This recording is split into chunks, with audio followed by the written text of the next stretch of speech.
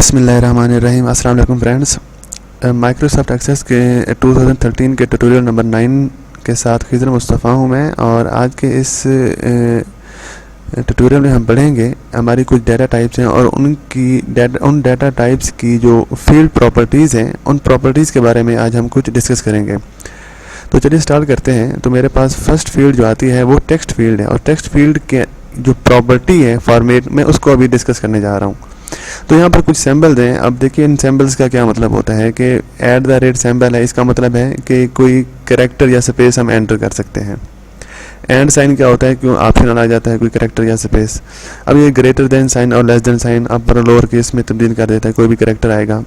इन सब को हम 1 बाय 1 अभी डिस्कस करते हैं। तो मैं एक्सेस में जाता हूँ और यहाँ पर एक टेबल क्रिएट करने की कोशिश करता हूँ और एक फील्ड बनाता हूँ मैं स्टूडेंट अंडरस्कोर नेम, और इसकी मैं टेक्स्ट रख देता हूँ प्रॉपर्टी डाटा टाइप सॉरी। और यहाँ पर मैं एक और बनाता हूँ मोबाइल नंबर के नाम से, और इसको भी मैं टेक्स्ट रख देता हूँ। ठीक है, तो ये टेक्स्ट हमारे पास दो होती हैं, एक शॉर्ट टेक्स्ट है और एक लॉन्ग टेक्स्ट है। शॉर्ट टेक्स्ट का जो साइज़ होता है फील्ड साइज़ वो 255 होता है, मतलब कि 255 कैरेक्टर हम इसमें दे सकते हैं। जो लॉन्ग टेक्स्ट होता है उसका साइज़ इससे काफ़ी ज़्यादा होता है, इसको हम बाद में डिस्कस करेंगे। तो चलिए पहले हम इसको डिस्कस कर लेते हैं। मैं ये चाहता हूँ कि इसमें जो स्टूडेंट नेम है, ठीक है, इसमें मुझे जो नेम चाहिए वो मिनिमम उसके कितने कैरेक्टर होने चाहिए जी, 20 कैरेक्टर होने चाहिए। और इसका फॉर्मेट जो हो वो क्या हो कि उसमें जस्ट कैरेक्टर या स्पेस आ सके। मतलब कि अगर मैं इस तरह लिख दूं तो इसका मतलब क्या है कि कैरेक्टर को सपोर्ट करेगा। ठीक है, तो चलिए मैं आपको दिखाता हूँ। टेबल को सेव करता हूँ मैं, और इस टेबल को नाम मैं टेस्ट दे देता हूँ। और प्राइमरी की मांग रहा है, बाद में सेट करेंगे, छोड़ दें, हमारा काम नहीं है अभी। तो यहाँ पर देखिए मैं एक नाम लिखता हूँ सदर जहांगीर। ठीक है, तो इसने मुझसे यहाँ पर नाम एक्सेप्ट कर लिया। अब एक दूसरा नाम एंटर करता हूँ मैं, और फातिमा, और यहाँ पर आगे मैं लिखता हूँ 1 2 3। तो देखिए ये 1 2 3 भी यहाँ पर एक्सेप्ट कर रहा है। तो ये क्या है, रिक्वायर्ड कैरेक्टर या फिर स्पेस हम यहाँ पर ऐड कर सकते हैं। तो इस तरह का मतलब के है। अब इसका जो हमने साइज़ रखा हुआ है वो कितना है कि 20 रखा था, कितना रखा था, जो भी है, हाँ 20 रखा था हमने। तो देखिए 20 कैरेक्टर्स या स्पेसेस आ सकते हैं।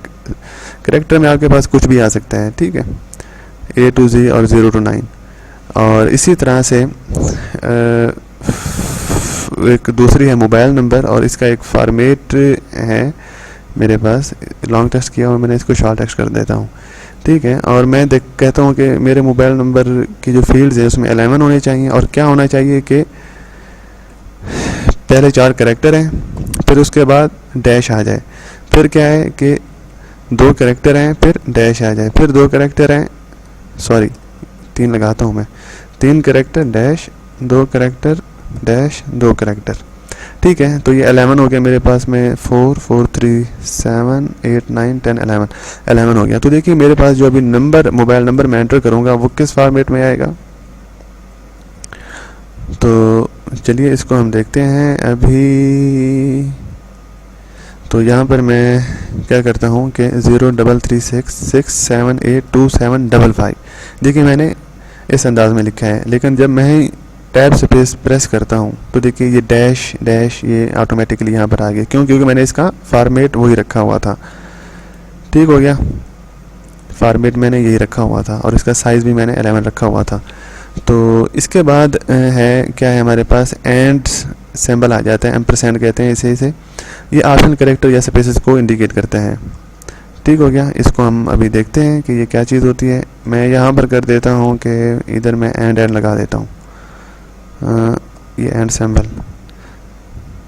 ठीक हो गया, इसको मैं सेव करता हूँ और डाटा शीट व्यू में जाकर मैं यहाँ पर कोई नंबर एंटर करने की कोशिश करता हूँ। तो देखिए 033667827, मैं 55 नहीं डालता, ठीक है ना। तो यहाँ पर क्या होगा, उसने मेरा डाटा एक्सेप्ट कर लिया। क्यों? क्योंकि वो कंपलसरी नहीं था, आगे वाला कैरेक्टर कंपलसरी नहीं था, इसलिए उसने एक्सेप्ट कर लिया। इसके बाद आता है ये ग्रेटर देन साइन। ये क्या करता है, अपर केस में इसको चेंज कर देता है।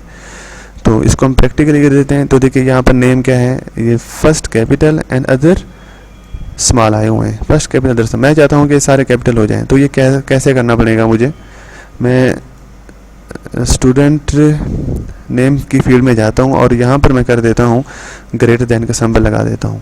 तो जो ही ये मैं करूँगा तो मेरे सारे कैरेक्टर अपर केस में कन्वर्ट हो जाएंगे। टेबल को सेव किया मैंने, इधर गया तो देखिए सारे अपर केस में आ गए। यहाँ पर एक मैं नया नाम ऐड करता हूँ, देखिए खिज़र मैंने ऐड किया, खिज़र मुस्तफ़ा। तो ये क्या है, इसका फर्स्ट कैपिटल है, बाकी सारे स्मॉल हैं। तो जो ही मैं टैब की प्रेस करता हूँ तो ये सारे ऑटोमेटिकली कैपिटल हो जाते हैं। ठीक है, अगर इसी फील्ड को मैं ये सिंबल लगा दूँ, ठीक है ना, लेस देन वाले सिंबल, तो ये क्या करेगा, ये लोअर केस में तब्दील कर देगा। तो चलिए देखते हैं ऐसा होता भी है क्या नहीं। तो मैं इसको अभी लोअर केस में तब्दील करता हूँ, control S, data sheet view. तो देखिए सारे लोअर केस में आ गए। मैं और यहाँ पर एंटर करने की कोशिश करता हूँ, मैंने कैपिटल एंटर कर रहा हूँ मैं सर, ठीक है, खिज़र खान। तो खिज़र खान साहब देखते हैं, तो मैंने सारे कैपिटल एंटर किए हैं, तो ये ऑटोमेटिकली सारे छोटे हो गए।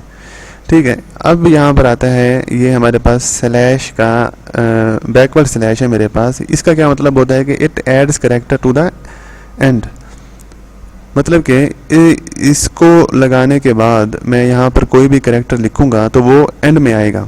चलिए इसको देखते हैं।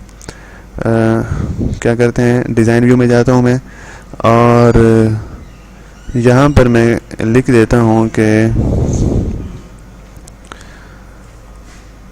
सॉरी SSH एनी मैसेज, ठीक है। और इसको मैं कर देता हूँ शॉर्ट टेक्स्ट और यहाँ पर मैं कर देता हूँ क्या, मैं चाहता हूँ कि पहले कोई भी कैरेक्टर हो या स्पेस हो, चाहे कुछ भी हो, उसका साइज़ 255 हो सकता है, कितने भी कैरेक्टर हो सकते हैं, मुझे इससे कोई गर्ज नहीं है। बैकवर्ड स्लैश हो, लेकिन आखिर में क्या लिखा है, ये चीज़ लिखी है, ये एक्सक्लेमेशन साइन होता है, आखिर में ये आ जाए, एंड में ये आएगा। इधर चाहे कोई भी टेक्स्ट आएगी, ठीक है ना, व्हाट्सएवर, लेकिन एंड में ये चीज़ लिखी है। तो जाते हैं, अभी टेबल को सेव किया, किधर है, ये है, और यहाँ पर मैं लिखता हूँ my name is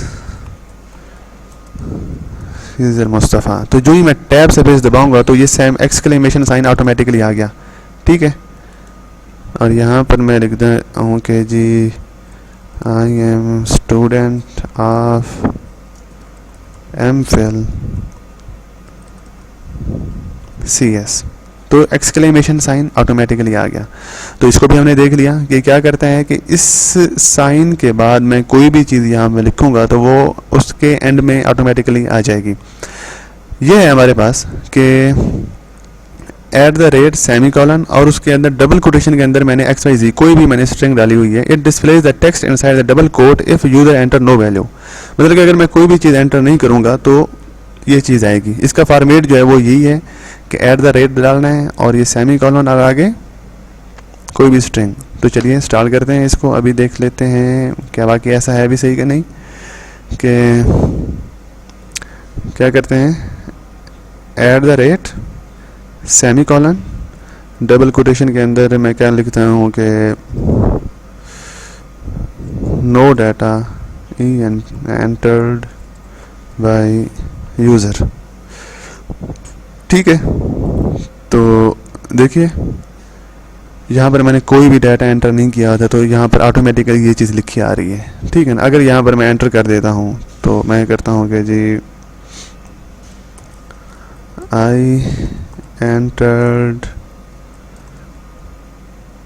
something unique, ये मैंने कोई स्ट्रिंग लिखी है, तो देखिए वहाँ पर वो स्ट्रिंग ख़त्म हो गया और ये ऑटोमेटिकली, मतलब कि कोई भी चीज़ आपने पहले से डिस्प्ले करवानी हो तो वो यहाँ पर आ जाएगी।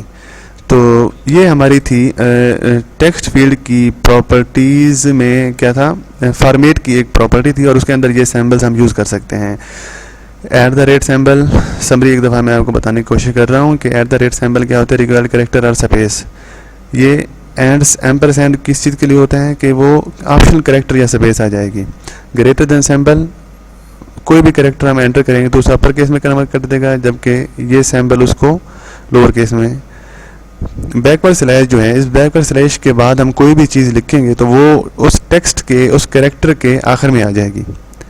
और ये क्या है कि अगर हम कोई भी टेक्स्ट एंटर ना करें तो वो ऑटोमेटिकली यहाँ पर मुझे चीज़ नज़र आएगी। तो इस वीडियो में इतना ही। नेक्स्ट वीडियो में हम नंबर फील्ड के फॉर्मेट को हम एक्सप्लेन करेंगे। तो इस वीडियो में इतना ही। Thanks for watching.